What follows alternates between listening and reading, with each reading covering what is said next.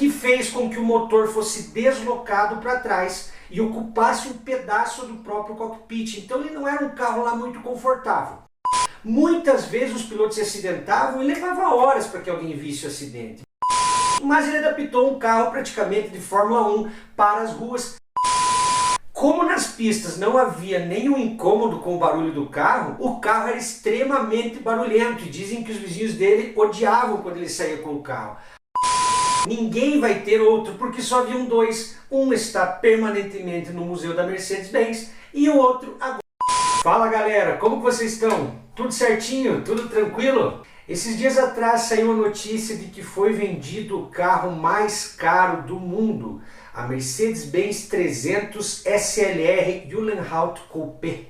E ela supera em muito o valor do carro até então mais caro do mundo, que era uma Ferrari 250 GTO. Para vocês terem ideia, a Ferrari foi vendida por 48 milhões de dólares e essa Mercedes por 142 milhões de dólares. O que faz dela não só o carro mais caro do mundo, como também um dos artigos mais caros já vendido em um leilão.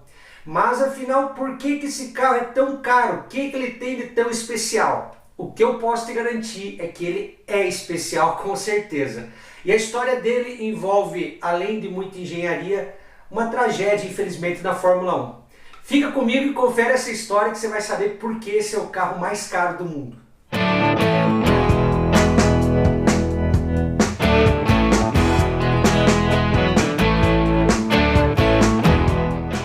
Para contar essa história eu preciso voltar no W196. Esse veículo que a Mercedes fez para concorrer na Fórmula 1 levou o grande piloto Fangio a ser campeão mundial por 2 vezes. Ele era um carro extremamente complexo na parte de engenharia. Ele usava um V8 de quase 260 cavalos em linha, que ficava meio deitado, assim na posição meio deitada.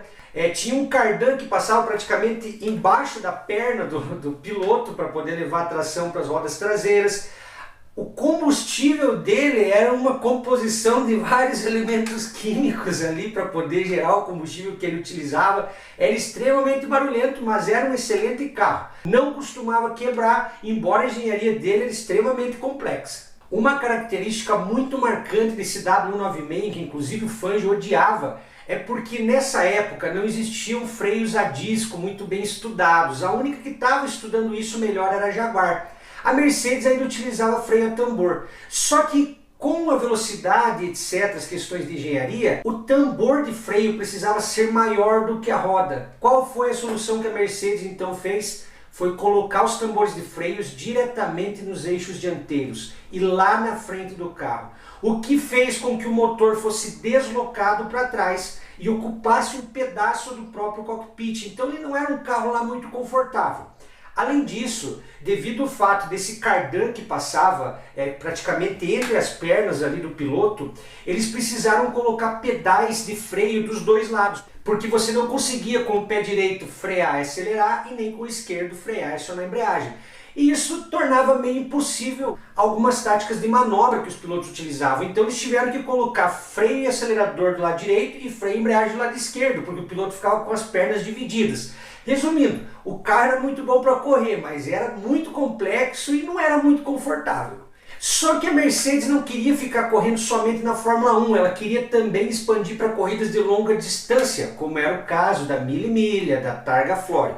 E quando você vai correr nesse tipo de evento, são corridas de 1.600, 1.700 quilômetros, normalmente feitas com 2 pilotos e são em estradas normais, vias de rua normal. Então não pode ser um carro muito baixo, você está sujeito a intempéries da meteorologia, você vai precisar fazer modificações. E aí a Mercedes então modifica esse W196, colocando uma carenagem, aerodinâmica nele aí, cobrindo os pneus, coloca mais uma pessoa, coloca mais um banco no cockpit ali com algumas adaptações, modifica o motor que agora vai produzir 310 cavalos, para que ele possa fazer parte dessas corridas como a Mille Miglia. E haviam concorrentes de peso, como o Jaguar D-Type, as Ferraris, que eram V12, e a Mercedes então vinha com esse carro, que era da Fórmula 1, meio que vindo para as ruas. E na verdade ele era mais lento, principalmente do que as Ferraris, que eram V12. Mas eles tinham 2 coisas que tornariam eles aí os favoritos para vencer a Mille Miglia,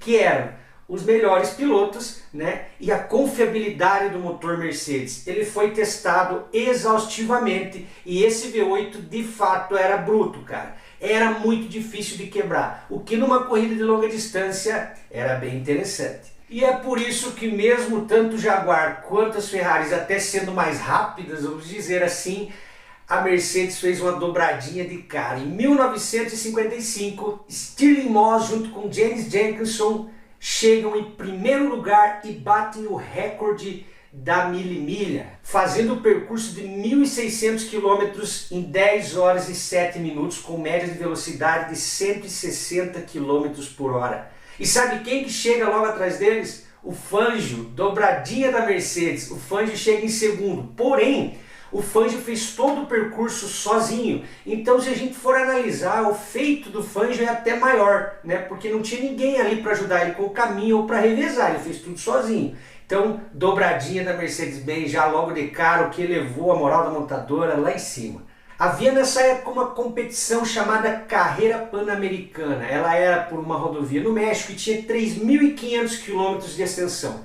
E a Mercedes, como vinha ganhando tudo ali com esse carro, com bons pilotos e sabendo que a confiabilidade do motor era excelente, quem dirá numa corrida maior ainda, 3.500 quilômetros, decidiu que ia separar dois protótipos aí do 300 SLR para poder participar dessa carreira pan-americana. Só que como a carreira pan-americana era uma corrida muito maior, eles precisavam, até por questões de segurança, colocar ali uma cobertura no veículo, ia ter que ter uma porta também, etc. E é assim que Rudolf Uhlenhaut, que era um dos engenheiros da Mercedes, né, desenvolve ali um teto e coloca aquelas famosas portas-asas de gaivota, então, para que fosse um protótipo de corrida para a carreira pan-americana. Por isso esse veículo passa a se chamar Mercedes-Benz 300 SLR Uhlenhaut Coupe.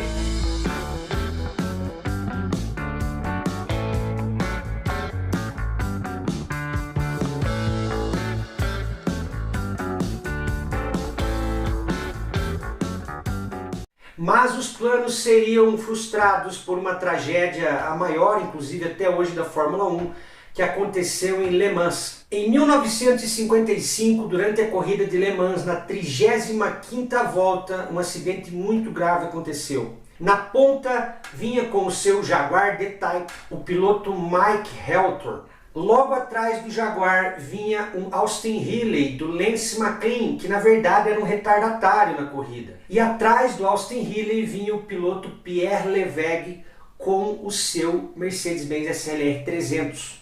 O que ocorreu foi que quando o piloto do Jaguar estava passando na reta dos boxes, a equipe pediu que ele entrasse nos boxes para reabastecer. Vocês lembram que eu comentei que nessa época freios a disco não eram comuns?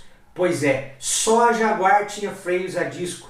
Como o Jaguar foi chamado aos boxes, ele freou bruscamente. O Austin Healey, que vinha atrás, não ia conseguir segurar e instintivamente desviou o carro para a esquerda sem olhar nos espelhos. E atrás dele vinha a toda velocidade o Pierre Levegh, que mal teve tempo de frear. Ele bate na quina do Austin Healey e praticamente levanta um pequeno voo e vai cair em cima da arquibancada. 25 miles an hour.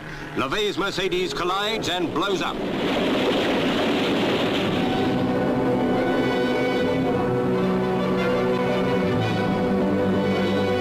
In a few ghastly seconds, death... Ele acaba morrendo nesse acidente e de 80 a 84 pessoas mais ou menos também perdem a vida nesse dia muito fatídico. Foi a maior tragédia da Fórmula 1 até hoje e como o Mercedes 300 ele tinha magnésio na composição da estrutura e os bombeiros não sabiam disso, eles foram tentar apagar com água, o que tornava inútil, eles não conseguiam apagar aquele incêndio. Foi tão trágico isso para a Mercedes que ela decidiu abandonar as corridas e só voltaria a disputar campeonatos na década de 80. Então ela abandonou ali os projetos. Pois é, mas lembram que tinham dois protótipos do 300 SLR com uma capota coupe e portas-asa de gaivota que estavam sendo testados para a carreira pan-americana? Então, a carreira pan-americana acabou sendo cancelada também. Muito por causa do acidente que houve em Le Mans e também havia outra questão. Essas corridas já estavam se tornando muito perigosas. Na verdade, pessoal, o automobilismo antigamente ele era muito perigoso, porque os carros eles evoluíam muito rápido em velocidade, mas eles não evoluíam na mesma quantia em segurança. Então, numa corrida de 3.500 km, por exemplo, muitas vezes os pilotos se acidentavam e levava horas para que alguém visse o acidente. Muito tempo depois alguém ia perceber que o cara tinha se perdido numa curva, tinha ido para o mato ou coisa assim. Então, quando tem essa tragédia em Le Mans, eles meio que também pesam e cancelam essa corrida. E os dois protótipos da Mercedes, agora, como ela abandonou o automobilismo e a carreira pan-americana não existiria mais, não serviriam teoricamente para nada. Mas o Rudolf Uhlenhelt, que havia projetado o veículo, feito essas adaptações, decide que ele ia emplacar um desses carros e ia utilizar como um meio de transporte dele no dia a dia. Não sei como que ele fez isso, mas ele adaptou um carro praticamente de Fórmula 1 para as ruas, que se tornou então o carro mais rápido do mundo até aquele momento. Só que lembre, pessoal, ele era um veículo de pistas que estava na rua, então não havia conforto nenhum. Acredita-se inclusive que a Mercedes nunca colocou esse carro para produção em linha justamente porque você ficava com as pernas divididas, uma parte do motor invadia o cockpit e etc. Como nas pistas não havia nenhum incômodo com o barulho do carro, e ele praticamente só adaptou, só colocou uma placa e trouxe para as ruas ali, o carro era extremamente barulhento e dizem que os vizinhos dele odiavam quando ele saía com o carro, ao ponto de que dentro do carro era necessário tampões de ouvido do tanto que fazia barulho. E fora ele adaptou um silenciador ali que não servia muito, mas que para as autoridades passou, e vamos combinar, né? O cara era o fera da Mercedes, ninguém ia ficar implicando muito com ele lá não. E é por esse motivo que esse carro vale tanto, pessoal, porque ele é único, ele é exclusivo, ninguém vai ter outro, porque só haviam dois. Um está permanentemente no Museu da Mercedes-Benz e o outro agora é de um comprador que não foi divulgado, é desconhecido pela gente quem que comprou esse veículo. O que se sabe é que foi pago 142 milhões de dólares que a Mercedes vai utilizar junto com mais um dinheiro que ela vai colocar em cima aí para fomentar projetos de estudos principalmente ligados a questões ambientais. Mas é uma joia automobilística literalmente. Beleza? E aí, gostaram da história? Eu espero que sim. Comentem aí, pessoal, se inscrevam, curtam e até a próxima.